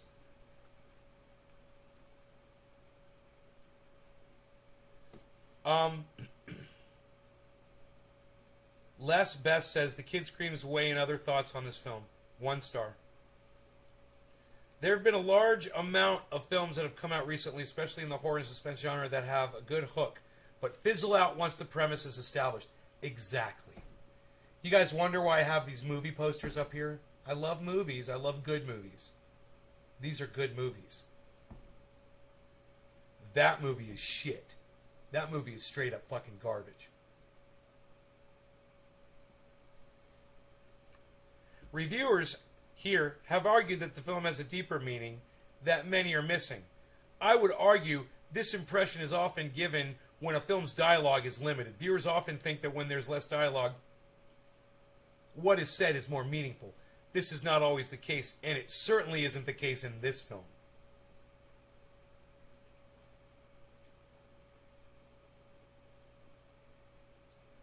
Was it supposed to be a horror movie? Science thriller. Movie producers know that a film like this will get lots of views, even if it's terrible, because people are interested in the concept. Knowing this, I went into watching this film hoping it might be good, but expecting it would be mediocre at best. And I was right, because it was the most mediocre best I've ever seen. If you watch the trailer, you're pretty much seen the whole film. So save yourself 2 hours and watch the trailer. You might think there's more to the film, but there isn't. And oh yeah, the kid screams way, way too much in the movie. So the trailer is actually better than the film. I give the trailer 4 stars. I give the trailer 4 stars.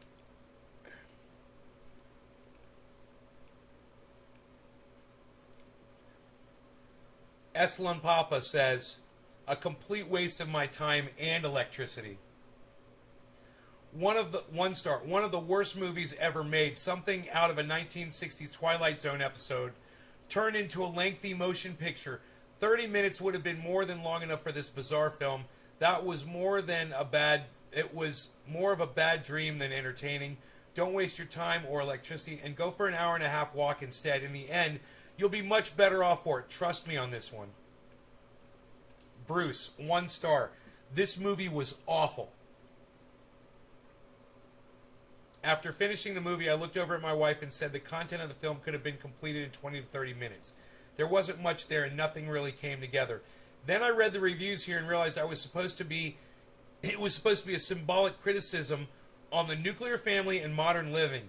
Whoosh, that flew right over my head. I would have never guessed someone would think it was worthy to criticize it.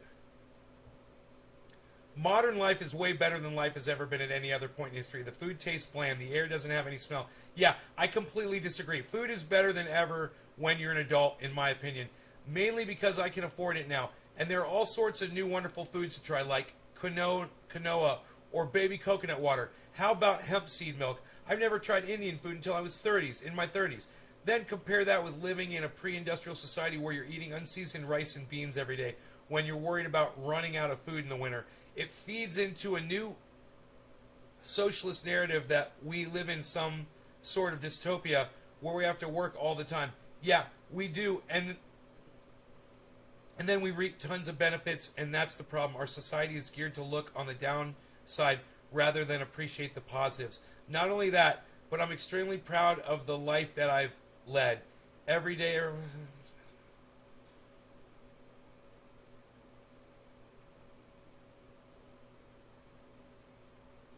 This movie is a load of steaming garbage. I should have known when they advertised the high Rotten Tomatoes score, there would have been something amiss.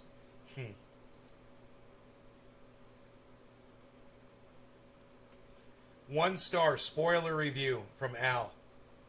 He says, nothing I can say here will ruin this movie for you. If you are wiser than me, you will read the reviews before watching.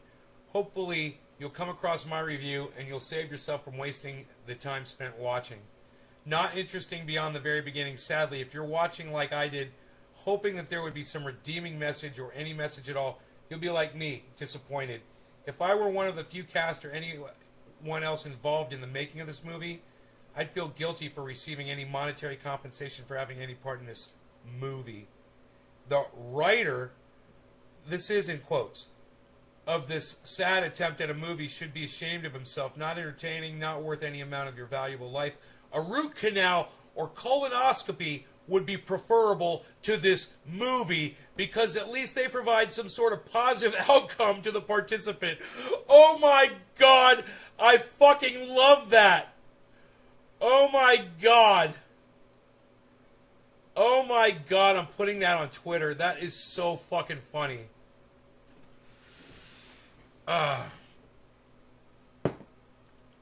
Wish I could take credit for it, so I won't.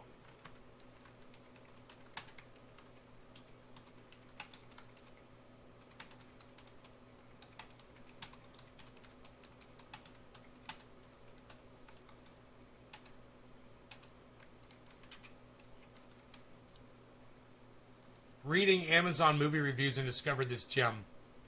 A root canal or colonoscopy would be preferable to this movie because at least they provide some sort of positive outcome to the participant. Dude, that is like the best segment from any movie review I've ever read my entire life. And now I'm ready for a fucking dab after that shit. That shit was so good. I feel like I just had sex. Damn. My life is pathetic. And I'm out of fucking hot chocolate. Think I'll be able to remember that?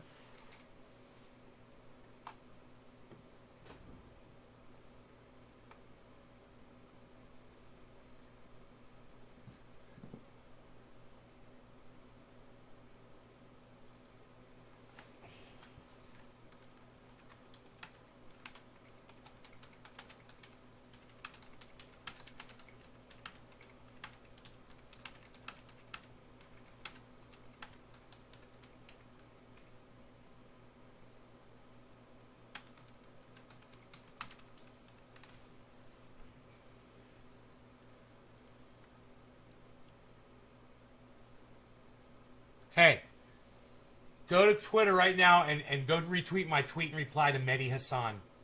My last tweet and reply, please.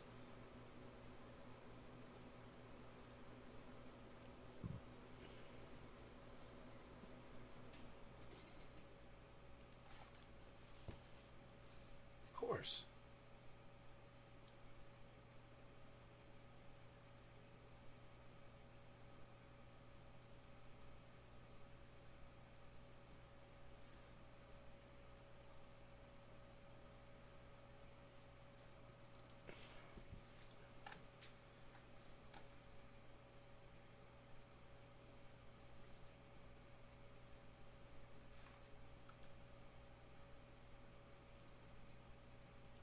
God, my Twitter feed has just completely died tonight.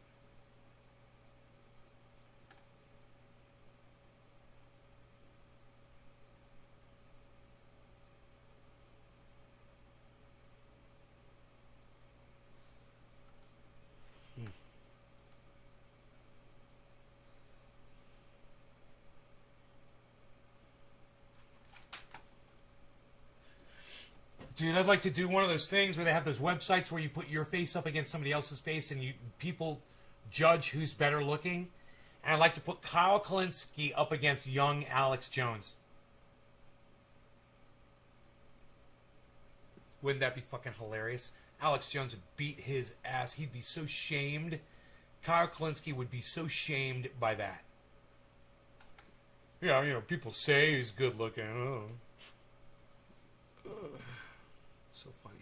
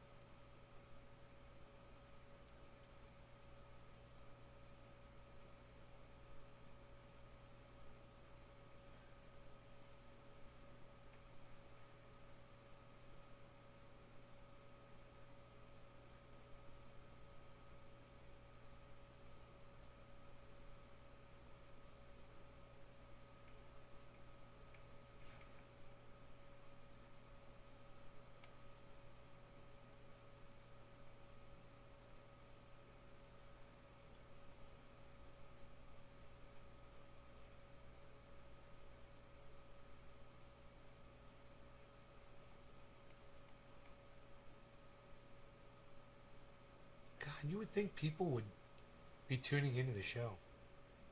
You know, would see them live and they'd pop in and say hey or something. Even though it's late.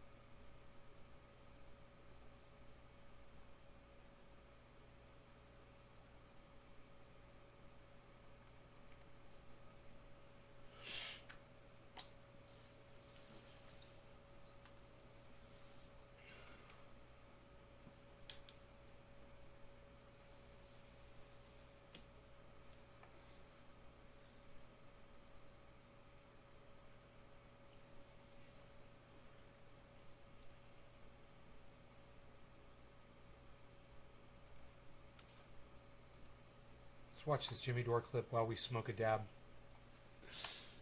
We watch Jimmy Dore while we smoke the dabs. So first up, we're going to talk about immigration.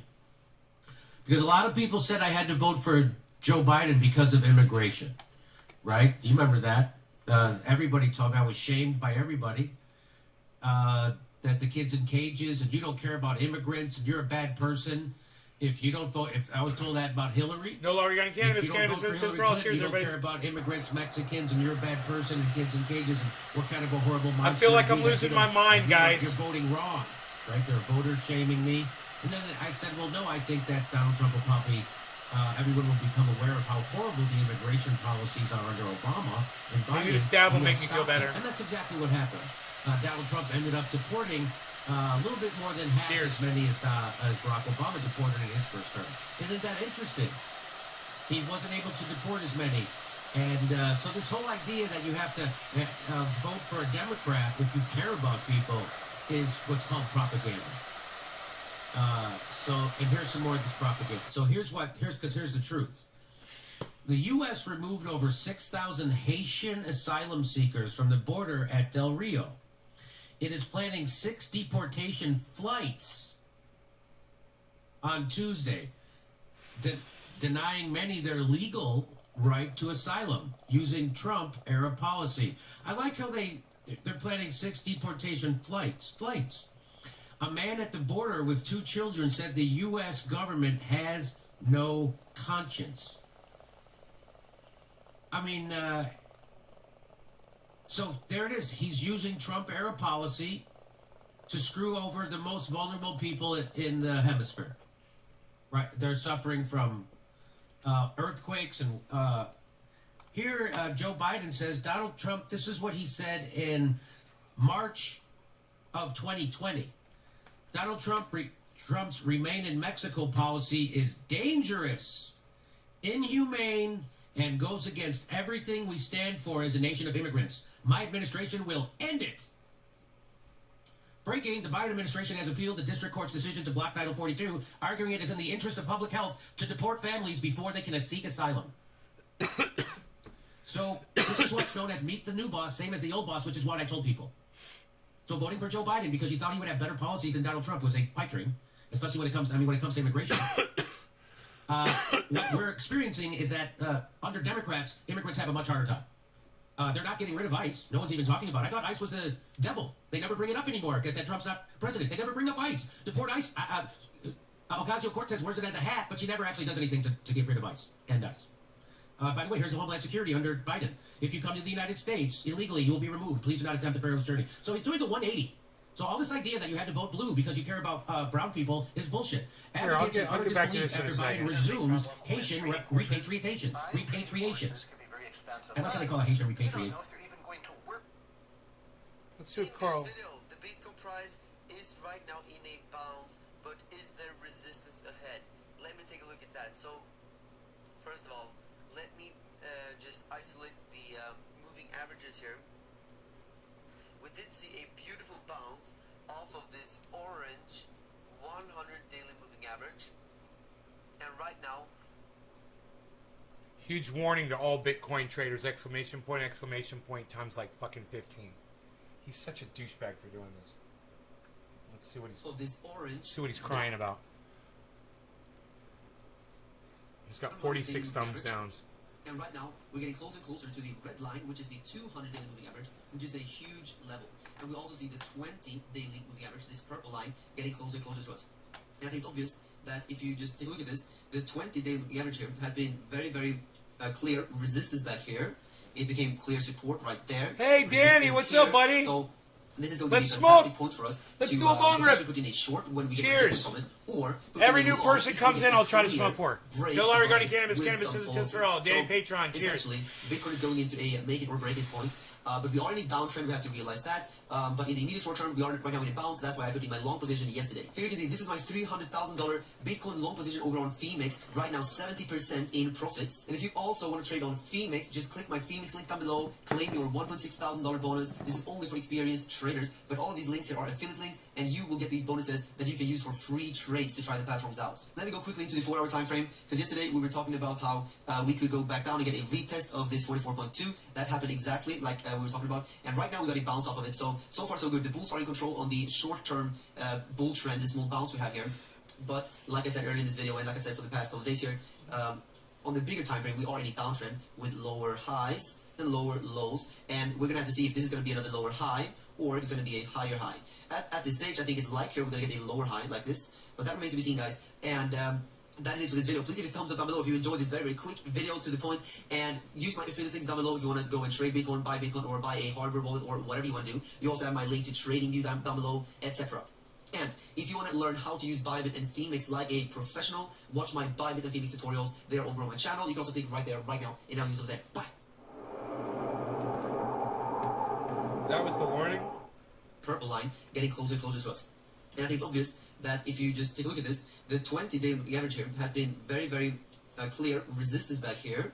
It became clear support right there, resistance here. So this is going to be a fantastic point for us to potentially put in a short when we get rejected from it, or put in a long if we get a clear break above it with some follow through. So essentially, Bitcoin is going into a make it or break it point, but we are in a downtrend, we have to realize that. But in the immediate short term, we are right now in a bounce. That's why I put in my long position yesterday. Here you can see this is my $300,000 Bitcoin long position over. Okay. Fair enough. Fair enough, folks. 2 hours ago, Lark put up a video, too. Let's see what Lark has to say. Massive freaking news today as Twitter has announced it's enabling Bitcoin tipping on the platform. That's huge. Also, Ethereum news, SEC news, and celebrities are out there representing crypto like crazy. This is the kind of analysis you will never get from Carl the Moon. This guy talks about the industry. He talks about what's going on inside. My name's Lark. Every day I make videos talking about cryptocurrency investing. So if that's a topic you'd like to learn some more about, maybe stay up to date with, you should definitely subscribe to the Lark Davis channel. Also, if you have one real quick second to tap on the thumbs up on the YouTube algorithm, that would be incredibly awesome as well. By the way, if you want to start earning some safe and simple passive income on your cryptocurrencies, make yourself an account over on Celsius. 6.2% on your Bitcoin, 5.35% on your Ethereum, and 8.88% on your dollar stablecoins. If you use the link down below to start your Celsius account, you'll also get $50 in free Bitcoin after making your first deposits. So go ahead and check that out if you want to start earning on your crypto. Now let's take a real quick look at the charts here. Bitcoin made a nice little rally up today, getting back up to $45,000 before finding a bit of price resistance. Now I think what's very important to point out here is that this dip here actually put in a higher trough, a higher valley, which I think is a pretty important thing. That really is showing us that, yeah, we actually still have an uptrend intact here. In spite of all of that price drama, essentially all we did is, as I was saying yesterday, come back down to flip this area of previous resistance into support. Now Bitcoin is trending back up higher. Of course, we do have that 200-day moving average, man. I'm tired of talking about the 200-day moving average. Come on, Bitcoin, let's just get done with it. Have a freaking good rally already, man. Bitcoin, 200-day moving average, it's support, then it's resistance, it's support, then it's resistance. Well, it's resistance again, so we have to watch out for this here at $45,700 as an area of resistance for the old orange coin here. However, we could be getting a retest of this important area of resistance flipped into, of course, support now here at $42,500. So let's see if we do get that retest happening over the weekend or not.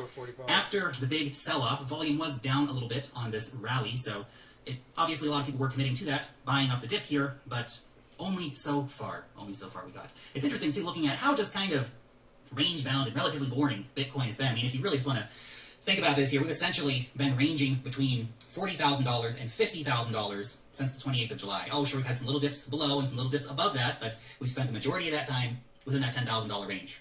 Bitcoin's just been basically going sideways for a few months now. Bitcoin. It's interesting, too, because you compare Bitcoin to, for example, say Ethereum.